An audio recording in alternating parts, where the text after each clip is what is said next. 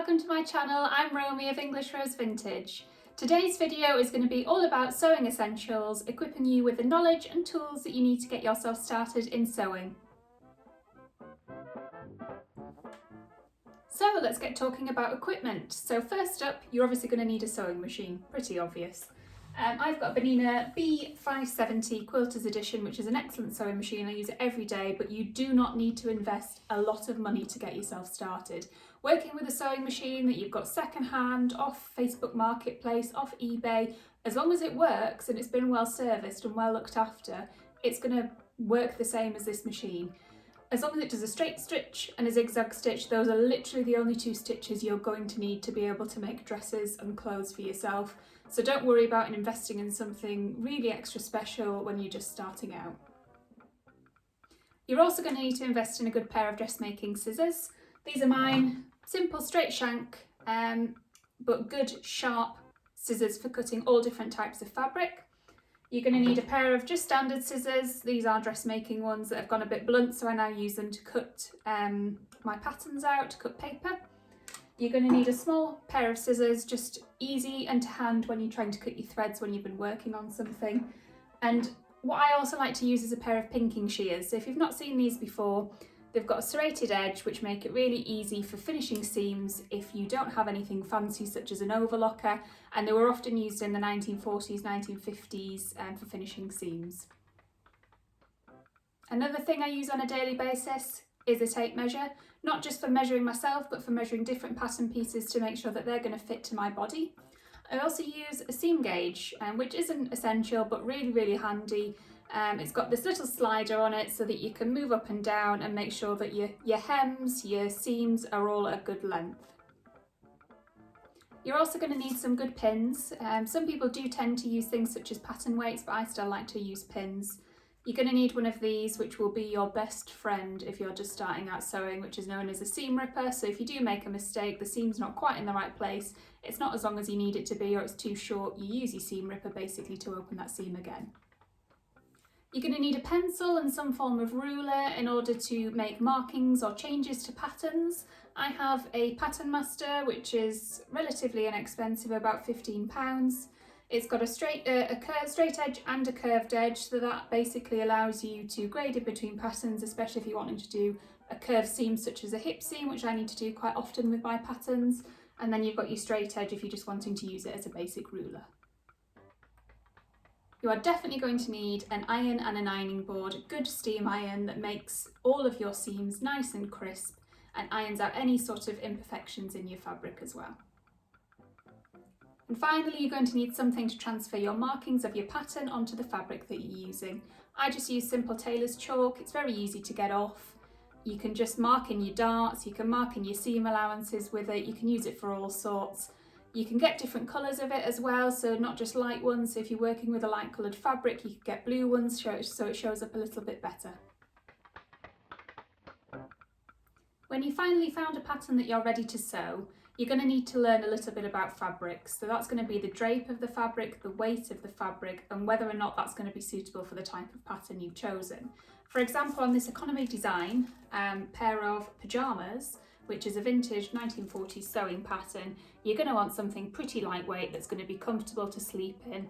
Something such as rayon, silk would be gorgeous but very expensive, and maybe even a lightweight cotton lawn would be suitable as well. But in comparison, compared to this other Simplicity pattern, which is for a beautiful pinafore dress, you're going to want something with a little bit more body than that because you're going to be wearing it outside. Cotton lawn again would be suitable as long as it's a good weight one. Also things such as general cottons, corduroys, anything like that. Anything that's got a good bit of weight to it, depending on whether you're making it for summer or winter. One of the next most important things you're going to need to know about getting started in sewing is learning to take proper measurements. This is really important to ensure that you've got a good fit of the garment. So the three main measurements you will have heard of will be the bust, the waist and the hips. To do that, basically you're going to need a tape measure. To measure your bust, go right around the fullest part of the bust, and you're going to want to get it to the point where it meets in the middle. You're not going to want to pull too tight because that's going to make fitting a little bit more difficult, and you're not going to want to be too loose, otherwise you might find that your fit is a little bit looser. Same again with the waist. Bring it round to your natural waist, which is usually about 1 inch above your belly button. Bring it round into the middle, and then just finding where it sits naturally and comfortably, not pulling too tight or too loose again. For your hip measurement, the standard is about 8 inches below the waist. Mine is 9 inches, so make sure we measure that. I'll show you how to do that in a second. And again, around the fullest part of your hips, making sure that that is nice and level and coming to the point where it sits naturally. Other things that's going to be useful to take is your shoulder measurement. So from the base of your neck through to your shoulder, from here to here. I have quite narrow shoulders, so find that I need to make a lot of adjustments to patterns to bring that shoulder in quite a little bit. Another measurement you're going to want to take is from the base of the neck, here, over the fullest part of your bust and to the waist. This is important when you're checking the length of your bodice. If we turn it round, we're also going to want to repeat that on the back. So base of the neck to the waist, and again, it's important for checking your back bodice measurements. Also across back, I have quite a narrow cross back, so I often need to take that in. So that's from one crease of the armpit to the other crease of the armpit. And then finally, you're going to want to get where your hip is. So from your waist measurement down to where your hip bone sits. And that's a quick brief overview looking at how to take your measurements. There are a lot of YouTube videos out there which will help you and be a bit more in depth about showing you how to take specific measurements and how important it is to make accurate measurements. Now I'm going to take you to the machine and show you a few of the basic stitches which you're going to need to know to get started in all forms of dressmaking. So next up, we're going to talk a little bit about seams. First of all, you're just going to need to learn how to do a basic straight stitch, which is a seam that's used pretty much for any type of attaching anywhere. So basically, if you wanted to attach your sleeves, doing your shoulders, doing your side seams, it's all going to be done with a straight stitch, unless you're sewing with knits, but we'll talk about that in another video. Here's an example of a straight stitch, you can see there, with the seams pressed open. So let's get started. So with your piece of fabric, you're going to want to pull your threads just out the way of a little bit. Standard presser foot on there, needle ready. You're going to want to do a few back stitches first of all. So popping your presser foot down, you're going to press your reverse stitch, whatever that is on your machine. Mine's handily just here. And you're going to go back just a few stitches. You're then going to proceed forward, trying to follow as straight a line as possible until you get to the end of your seam, and then you're going to do a few stitches back. The stitches back just enforces the seam so that you're not going to get any rips, and then snip off your ends. And there's your finished seam. Next up, we're going to look at darts. So for your dart, you're going to want to start at the larger end. Again, doing a couple of stitches back, making sure that they're nice and in line. And then you're going to want to proceed down that line until you come to the point of the dart. Going nice and slowly.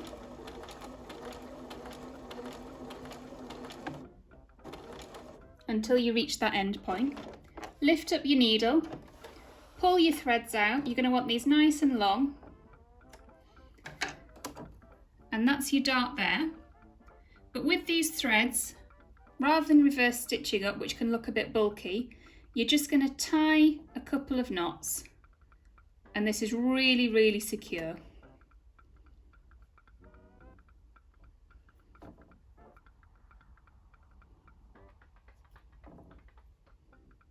I normally go for 4, so there's 4. Snip off your end bits.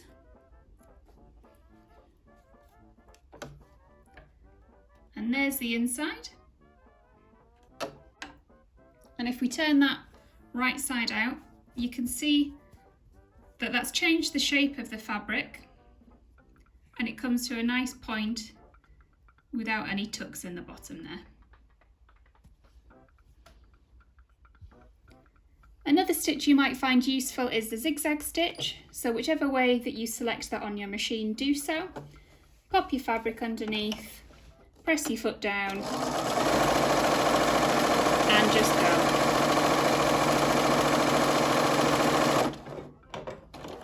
This is a really useful one for finishing seam edges or if you're wanting to sew with knit fabrics, and basically it leaves you this nice zigzag pattern which you can see there. I hope you've enjoyed that video and it's been a brief look at everything you need to know to get started with your sewing.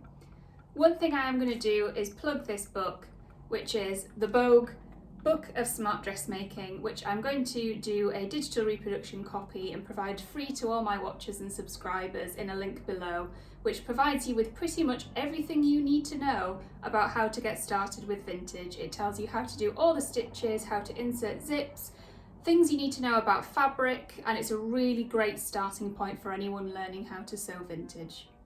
If you've enjoyed this, please like, comment and share, or follow me on Instagram at Mrs. English Rose Romy or my sewing page at English Rose Vintage. Thank you very much. Bye bye.